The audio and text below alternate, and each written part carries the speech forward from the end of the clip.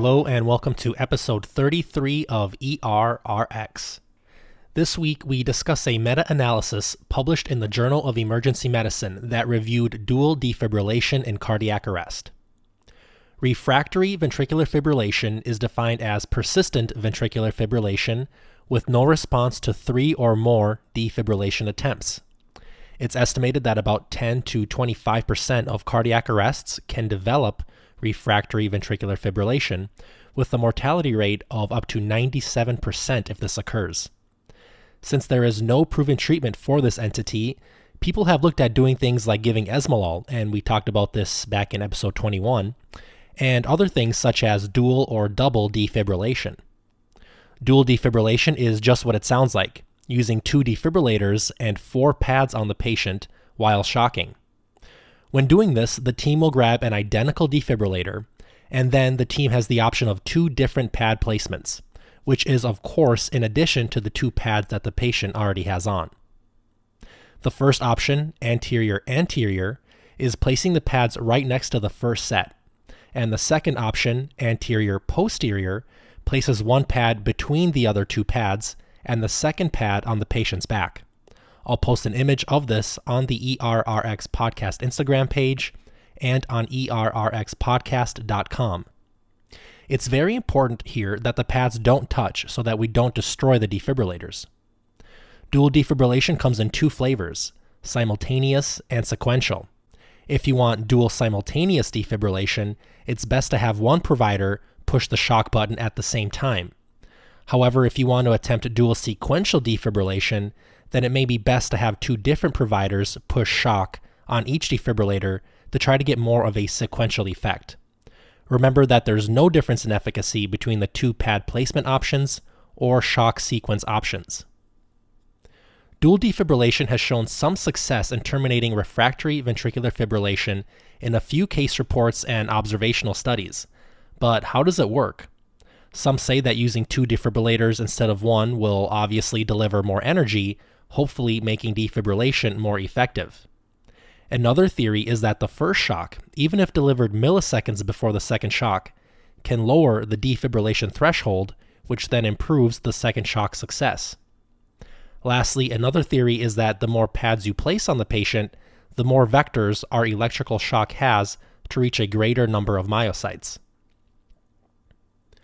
This particular systematic review and meta-analysis was published to see if dual defibrillation had any effect on in and out of hospital cardiac arrests.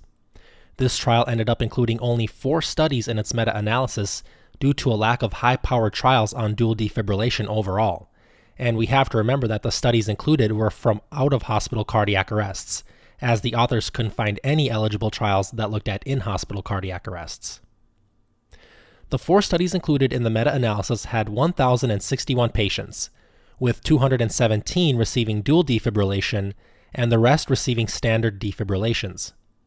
All were retrospective cohort studies. Most patients received dual defibrillation after 3 failed standard defibrillations. The patients were mostly male at about 76 to 92% depending on the study, and the mean age was 59 to 62 years in both groups.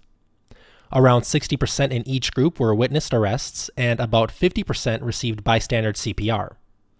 They found similar rates of sustained ROSC at about 28% versus 36%, survival to admission at 30% versus 36%, and survival to discharge at 10% versus 14%. There was no statistical significance either at the individual study level, except for 1 study that showed improved rates of ROSC, or in the overall meta-analysis level, showing no evidence that dual defibrillation is better than standard single defibrillation. The good news was that there was no significant adverse events reported. The authors concluded that although dual defibrillation had no effect on any outcomes of interest, the results are still overall inconclusive due to the lack of firm evidence, and they call for further investigation. This is because the quality of evidence of the 4 trials included in the meta-analysis was very low, and none of them were randomized controlled trials. Also, keep in mind that this was a cohort of out-of-hospital cardiac arrest patients who have worse outcomes than patients who arrest in the hospital already. Overall, the authors recommend that dual defibrillation can still be attempted as a potential life-saving option, but there just isn't enough evidence to consider this a standard of care. What do the guidelines say? Although anxiously awaited, I feel like the recent cardiac arrest guidelines released in October of 2020 didn't really add too much. However, this guideline recommends against the use of dual defibrillation, citing systematic reviews finding no evidence that dual defibrillation is effective. I guess we'll have to wait until the DOSE VF trial comes out. This is a randomized crossover trial in hopefully over 900 patients that will attempt to answer the question of whether or not dual defibrillation is useful, but we can't expect results until 2022. In conclusion, although kind of promising in case reports and retrospective studies, dual defibrillation should not be routinely used.